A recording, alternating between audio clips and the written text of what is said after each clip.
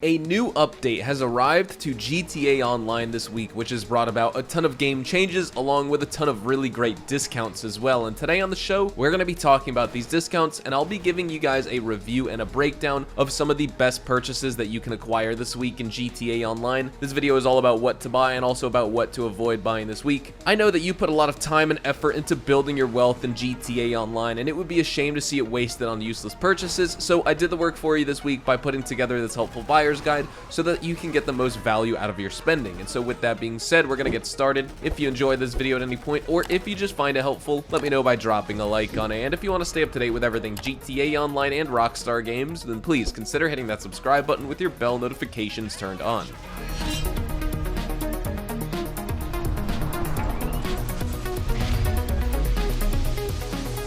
As always, we start off these weekly event buyer's guides with the major property discount for the week first, and then we move into the vehicles after. And so if you're only interested in those, you can definitely just skip ahead a little bit. But starting off with that property discount, we have an opportunity for 40% off all MC clubhouses, 40% off all MC clubhouse upgrades and modifications, and 40% off all MC clubhouse renovations. Now, without going into too much detail and making this video an exclusive MC clubhouse businesses review, the MC clubhouse is worth buying, and it's worth buying for several reasons. Firstly, the MC Clubhouse serves as a base of operations for you as a player and your motorcycle club, and it provides you with a range of facilities that can be used to manage and expand your club's operations. This includes a meeting room, an armory, and a garage where members can store and customize their motorcycles. Secondly, owning a clubhouse allows you as a player to participate in MC missions and challenges, which can be a fun and lucrative way to earn money in RP, and these missions involve activities like trafficking, weapons trafficking, and various types of cargo deliveries. Thirdly,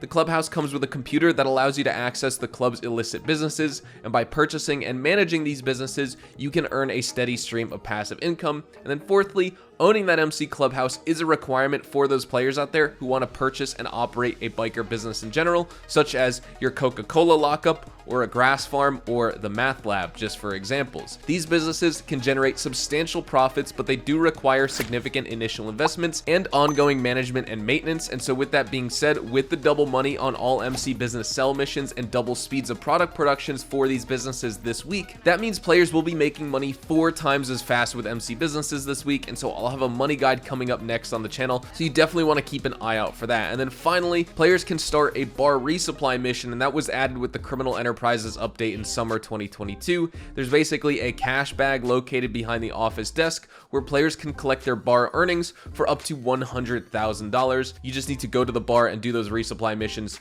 to keep up with that. It's basically passive income, just like the nightclub safe, the agency safe, or the arcade safe. Now, moving into all of our vehicle discounts, starting off with number 1, we have 30% off the Bravado Gauntlet Hellfire. The Gauntlet Hellfire is basically the opposite of the Dominator GTX when it comes to performance, as it boasts an impressive top speed and outstanding acceleration, making it a great choice for straight line speed in muscle class races. However, the handling is only average in my opinion at those lower speeds, and the vehicle is very susceptible to sliding around and spinning out of control during turns, especially when you hit those high speeds. The turning radius is also not super tight, but any skilled driver in this game can still mitigate this issue. The braking performance is also similar to the Gauntlet Classic if you've given that car a test drive. Overall, the Hellfire is absolutely amazing. I love it. It's right behind there with the Bravado Buffalo STX in my opinion in terms of really good muscle cars that you absolutely need to buy. And so this one is 100% worth the purchase at 30% off. But moving on for number 2, we have 30% off the Vicer Neo. In terms of performance,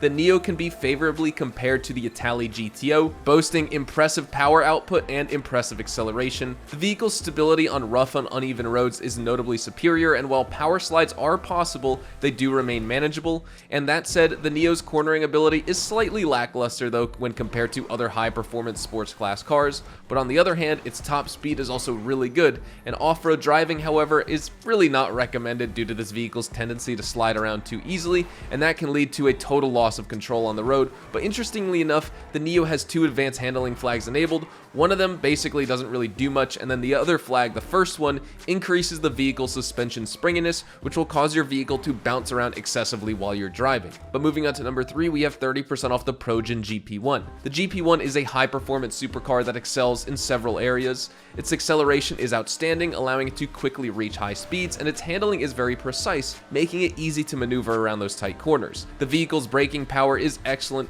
which is most important when traveling at high speeds, and additionally, the Progen GP1 has good traction and stability, giving it a solid grip on the road, even in adverse weather conditions. However, the Progen GP1's top speed is somewhat lacking compared to other supercars, especially for the price, and its acceleration may not be enough to overcome this deficit on straightaways. The vehicle's suspension is also on the stiffer side, which can make it difficult to navigate bumpy or uneven terrain without losing control. And finally, the Progen GP1 is relatively prone to spinning out too at higher speeds, which can be challenging to overcome, and especially when you're doing those high speeds, just be careful for this because it happens a lot. But moving on to number 4, we have 30% off the ADIOS Windsor Drop. In terms of performance, the Windsor Drop falls in the middle range for the coupe class. Just like the standard Windsor, its acceleration time is faster than the Felon, but it is slower than the leading class Oracle. However, its top speed is impressive, surpassing every other coupe in its class and even some sports cars. But on the other hand, the car's handling is poor due to the heavy weight, resulting in notable understeer on the road. And the braking performance is also just average for the coupe class,